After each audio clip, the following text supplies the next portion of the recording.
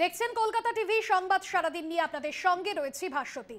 আর শুরুতে যে খবরের দিকে নজর রাখবো, আজ সকালে ইডির তল্লাশি অভিযান রাজ্যের দিকে দিকে। কলকাতা সহ জেলার বিভিন্ন জায়গায় তল্লাশি অভিযান। সন্দেশখালীর সরবেরিয়ায় ধুন্ধুমার পরিস্থিতি। তৃণমূল নেতা শাহজাহান শেখের তল্লাশি অভিযান চালাতে গিয়ে রীতিমতো গ্রামবাসীদের ক্ষোভের মুখে পড়েন ইডি আধিকারিকরা। শুধু তাই নয়, শাহজাহানের অনুগামীদের ইটের ঘায়ে মাথা ফাটলো ইডি আধিকারিকদের। ইডির গাড়ি ভাঙচুর চালানো হয়, এমনকি ইডি আধিকারিকদের ধাওয়া করে এলাকা ছাড়াও করা হয়। আক্রান্ত সংবাদ মাধ্যমের গাড়িও আপনাদের সামনে তুলে ধরছি সন্দেশখালীর ছবি। বেশ কয়েক ঘন্টা আগে সেখানে এই পরিস্থিতি তৈরি হয়। সন্দেশখালীর সরবেরিয়াতে আক্রান্ত ইডি আধিকারিক।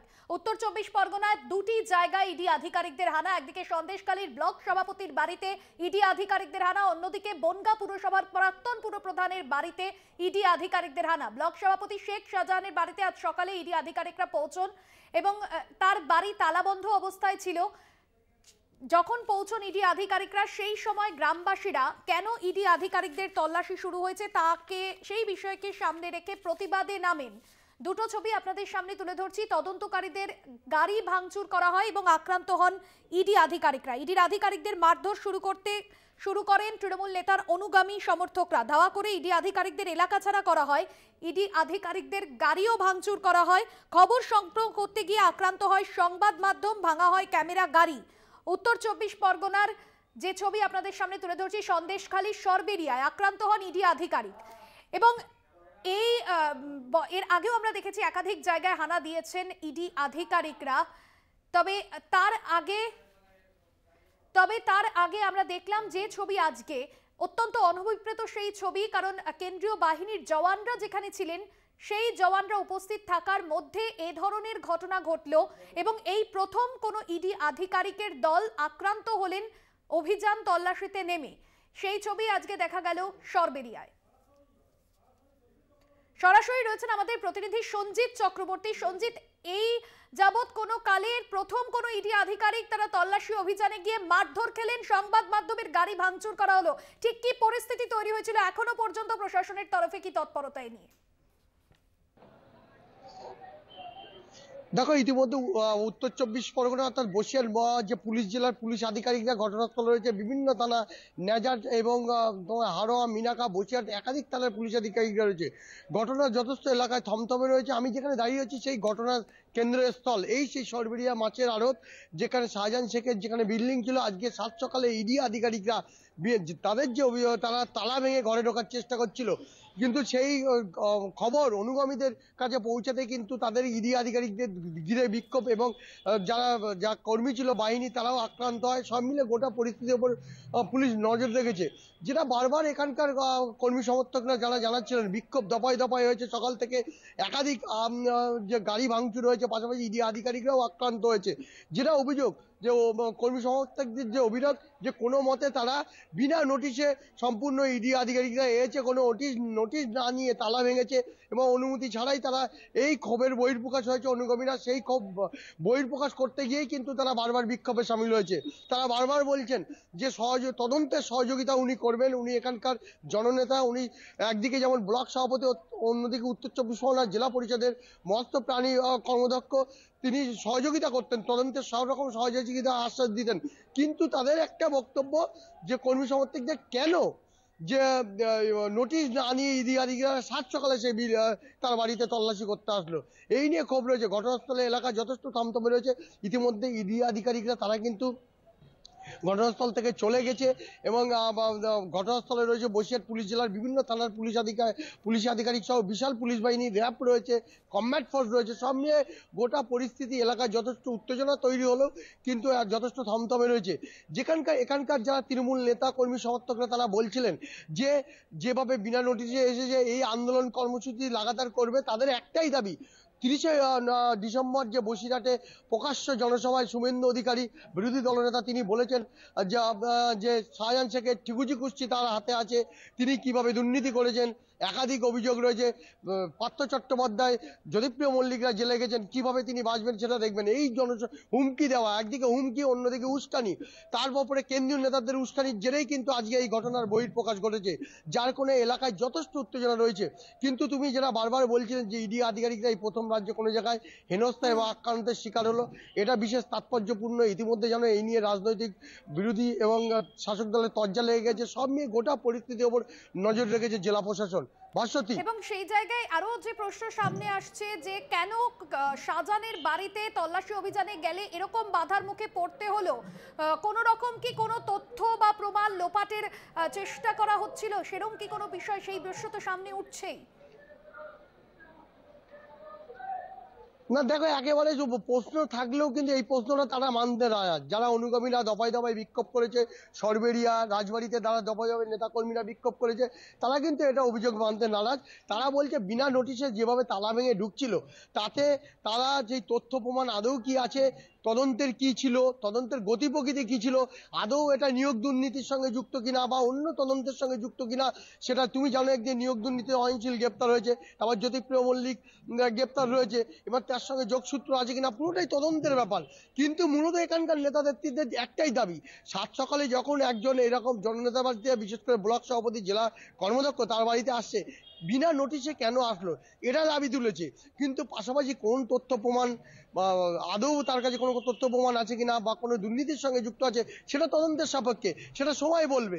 সব মিলে গোটা পরিস্থিতির ওপর কিন্তু ইতিমধ্যে চাঞ্চল্য ছড়িয়েছে বিশেষ করে, এবং অনুগামীদের মধ্যে একটা ক্ষোভ তৈরি হয়েছে। ঘটনাস্থলে যেমন পুলিশ রয়েছে, অন্যদিকে সব রকম গোটা পরিস্থিতির উপর নজর রেখেছে জেলা প্রশাসন। কিন্তু বারবার যে অভিযোগটা আনছেন, অর্থাৎ রাজ্যের শাসক দলের নেতারাও আনছে, উস্কানিমূলক বিরোধী দলনেতার যে উস্কানি মন্তব্য প্রকাশ্য জনসভায়, গত 5 দিন আগে 30শে ডিসেম্বর বসিরহাটে একটি জনসভায় তিনি প্রকাশ্যে উস্কানিমূলক মন্তব্য দিলেন। তিনি বললেন শাহজাহান শেখের নাম। এর আগে জ্যোতিপ্রিয় মল্লিকের উদাহরণ দিয়েছে, পার্থ চট্টোপাধ্যায়ের উদাহরণ দিয়েছে, তারপর শাহজাহান শেখের নাম বলছে। তাহলে এটা প্রভাবিত করেছে, অর্থাৎ তদন্তকারীদের কোনো জায়গায় কি প্রভাবিত করছে, এটাও কিন্তু প্রশ্ন করছেন তারা। তারা বারবার, এখানকার মহিলা নেতৃত্বরা বারবার বলছেন যেটা তদন্তে প্রভাবিত করার জন্য করা হচ্ছে। এটা পুরো একেবারে কেন্দ্রীয় নেতৃত্বের উস্কানি, এর পিছনে আছে কিনা সেটাও তদন্ত, সেটা দেখা উচিত। পাশাপাশি শুভেন্দু অধিকারী কি করে জানছেন যে শাহজাহান শেখের বাড়িতে 5 দিন পরে ইডি সিবিআই আসবে? তার আগে কি তাহলে কি তিনি কি ইডি সিবিআই কে কাজে লাগাচ্ছেন, তাদের রাজনৈতিকভাবে ফায়দা তোলার চেষ্টা করছে? এটা যারা শাসক দলের নেতা নেত্রীরা আজকে ক্ষোভ ও বিক্ষোভের মধ্যে এটাই জানানোর চেষ্টা করছে। একেবারে ধন্যবাদ জানাবো সঞ্জিত চক্রবর্তী, আমাদের প্রতিনিধি সরাসরি ছিলেন আমাদের সঙ্গে। এবং আজ আমরা দেখলাম যে ছবি সন্দেশখালী সরবেরিয়ায়, সেখানে আক্রান্ত হন ইডি আধিকারিকরা, এবং এই প্রথম রাজ্যে কোনো তল্লাশি অভিযানে গিয়ে ইডি আধিকারিকদের আক্রান্ত হতে হলো এবং গ্রামবাসীদের ক্ষোভের মুখে পড়তে হলো। শুধু তাই নয়, সংবাদ মাধ্যমের গাড়িও ভাঙচুর চালানো হলো। এবং এই ছবি ধরা পড়লো একেবারে সাত সকালে সরবেরিয়ায়। নতুন বছরের শুরুতেই উত্তর 24 পরগনা সহ বেশ কয়েকটি জায়গায় সাঁড়াশি অভিযানে নামেন ইডি আধিকারিকরা।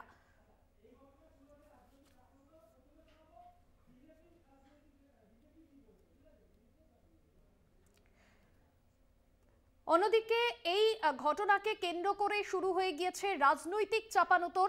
বিজেপি সাংসদ দিলীপ ঘোষ তিনি কি বলছেন শোনাবো। বাংলাদেশ বর্ডারের বিস্তীর্ণ এলাকা আজকে মুক্তাঞ্চল হয়ে গেছে। এই ধরনের লোকেরা সেখানে যত রাষ্ট্রবিরোধী গতিবিধি করছে, বাংলাদেশ থেকে সোনা নিয়ে আসা, ড্রাগ নিয়ে আসা, এখান থেকে গরু পাচার করা, অন্যান্য সমস্ত জিনিস পাচার করে বিরাট একটা টাকার লেনদেন হচ্ছে। সরকারি টাকা লুট হয়ে যাচ্ছে এবং ইচ্ছাকৃতভাবে এই কাজগুলো চালাবার জন্য বর্ডারে কাঁটাতারের বেড়া দিতে দেওয়া হচ্ছে না, টিএমসি সরকার দিচ্ছে না, যাতে এগুলো গতিবিধি চলে। পেন্সিডিল থেকে অন্যান্য জিনিস পাচার হয়ে যাচ্ছে এবং পঞ্চায়েতের টাকা লুট হয়ে যাচ্ছে। যদি পশ্চিমবঙ্গের বর্ডার অসুরক্ষিত থাকে, পুরো দেশ অসুরক্ষিত হবে। আজকে পরিষ্কার হয়ে গেল যে কথাটা আমরা বারবার বলেছি, কেন্দ্রীয় বাহিনী, কেন্দ্রীয় এজেন্সি তারা সুরক্ষিত নয়। যারা এই ধরনের ইনলিগাল কাজ করে টিএমসিকে ফান্ডিং করছে, তাদেরকে রক্ষা করার জন্য সরকার, মমতা ব্যানার্জি বারবার চেষ্টা করেছেন। তার দাগি অফিসারদের বাঁচাবার জন্য তিনি ধর্ণা দেন। যখন সিজিএস কমপ্লেক্সে নেতাদের নিয়ে যাওয়া হয়, তার পার্টির লোকেরা গিয়ে সারা দিন রাত ঘিরে রাখে তাকে, বারবার বাধা দিয়েছে সত্য উদ্ঘাটিত করার জন্য, দোষীদের সাজা দেওয়ার জন্য। তার প্রকৃষ্ট উদাহরণ আজকে আমরা দেখলাম রক্তাক্ত ঘটনার মাধ্যমে, সেটা লোকের চোখে। কেন্দ্রীয় স্বরাষ্ট্র প্রতিমন্ত্রী নিশীথ প্রামাণিক কি বলছেন এই ঘটনায়, শুনুন। আজকের সন্দেশখালীর এই ঘটনা অত্যন্ত দুঃখজনক। আমরা তীব্র ভাষায় নিন্দা করছি এবং পাশাপাশি এটাও বলবো যে কোনো রাজ্যের কোনো রকমের যখন কেন্দ্রীয় যে কোনো তদন্তকারী সংস্থা সেই রাজ্যে মহামান্য উচ্চ আদালতের নির্দেশ অনুযায়ী যখন সেই তদন্ত চালায়, সেই তদন্তের জন্য বিভিন্ন স্থানে যায়, সেই সুরক্ষা প্রদান করবার দায়িত্বও কিন্তু সেই রাজ্যের যে রাজ্য সরকার রয়েছে তাদের। কিন্তু আমরা বারংবার দেখেছি যে পশ্চিমবঙ্গের ক্ষেত্রে বিভিন্ন নিরপেক্ষ তদন্তকারী সংস্থার উপরে বারংবার আক্রমণ এসছে, এবং সেই সঙ্গে সঙ্গে আমরা বলবো যে এই আক্রমণ শুধুমাত্র কেন্দ্রীয় নিরপেক্ষ তদন্তকারী সংস্থার উপরে নয়, এই আক্রমণ ফেডারেল স্ট্রাকচারের উপরে আক্রমণ, এবং পশ্চিমবঙ্গের ক্ষেত্রে এই ধরনের ঘটনা বারংবার ঘটা, এটা অত্যন্ত দুঃখজনক।